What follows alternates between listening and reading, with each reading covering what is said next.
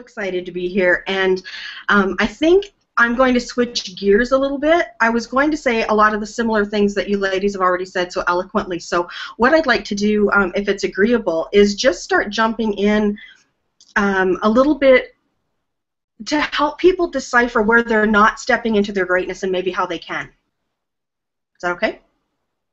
Cool. Okay, so I am a personal life coach.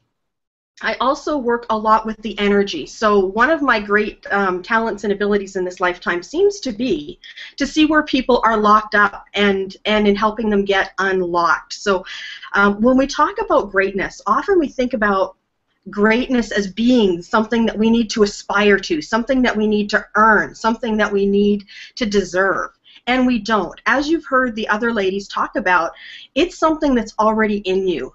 And I remember in a lifetime ago being in an art history class, and we were looking at this magnificent image of David in Florence, Italy, done by the great master Michelangelo. To him, the story goes that how in the world did you create this amazing masterpiece out of this big piece of marble?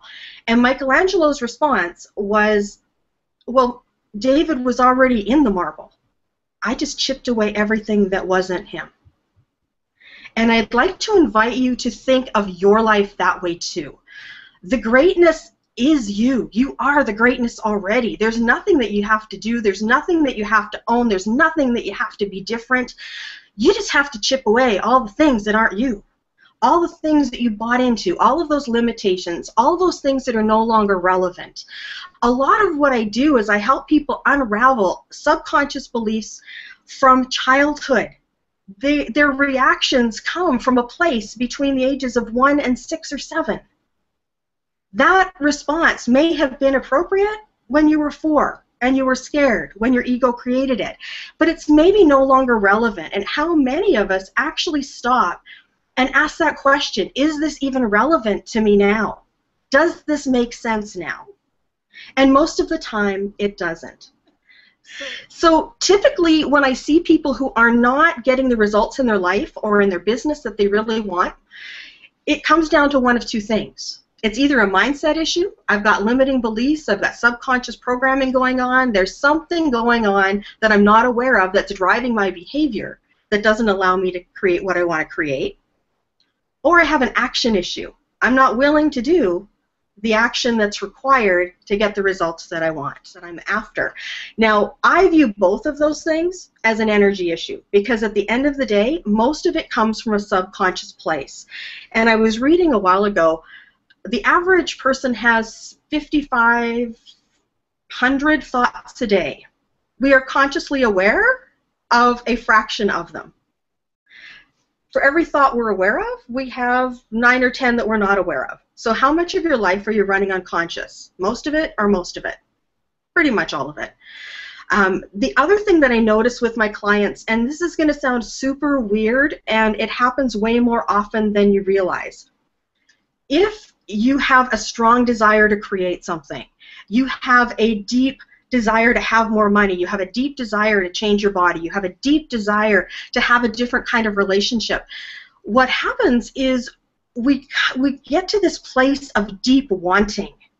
And for those of you that follow the law of attraction, that idea of wanting sends off this rocket of desire into the future, but there's another thing that can happen that jams people up that they don't realize.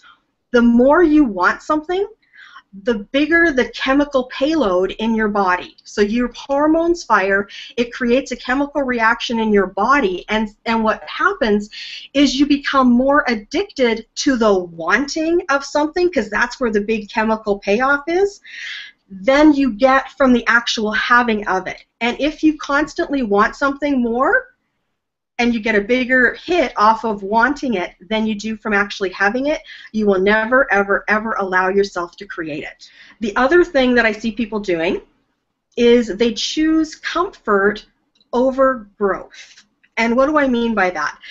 I kind of view are limitations like these vibrational boxes, and other people would call them like your comfort zone. Like you've got your comfort zone with your intimate relationships, and you've got your comfort zone in what you're willing to do with business, and you've got your comfort zone with your body. You've got all of these comfort zones, and I call them these vibrational boxes.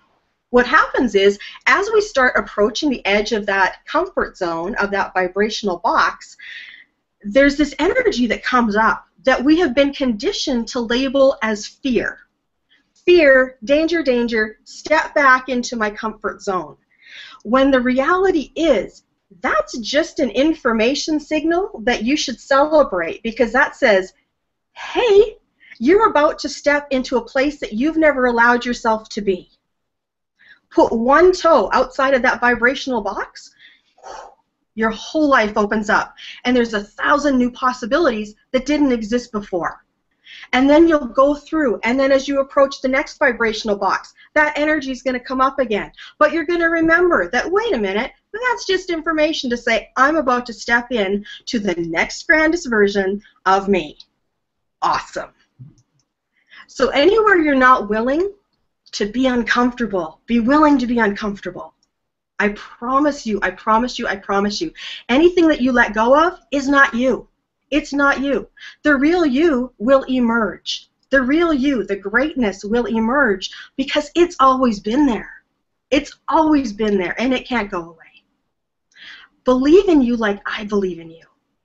And I so wish that I could loan people my eyes, because when I get to see the glow that comes out of people, seriously, if you really got the magnificence that you are, you just couldn't play small anymore.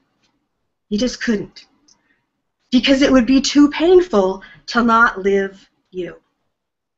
And the world needs you. The world needs you. The world is waiting for you to step up. The world is waiting for you to step up and claim your place. And I'll tell you why. Because the moment you step up into the fullness that you are like a beacon of light and an invitation for everyone else to step up there too. And then maybe, just maybe, we can all live in the world that I really envision that we can live in. So with that, I just want to thank you so much for allowing me to be here and for allowing to share. And I know that I talked a mile a minute, but I really wanted to share some little pieces that hopefully people can just start implementing and using right now, and we'll just drop more as the weeks go on. So thank you, and I will turn it back to Nettie. Wow, I'm just amazed at the nuggets that we're getting tonight.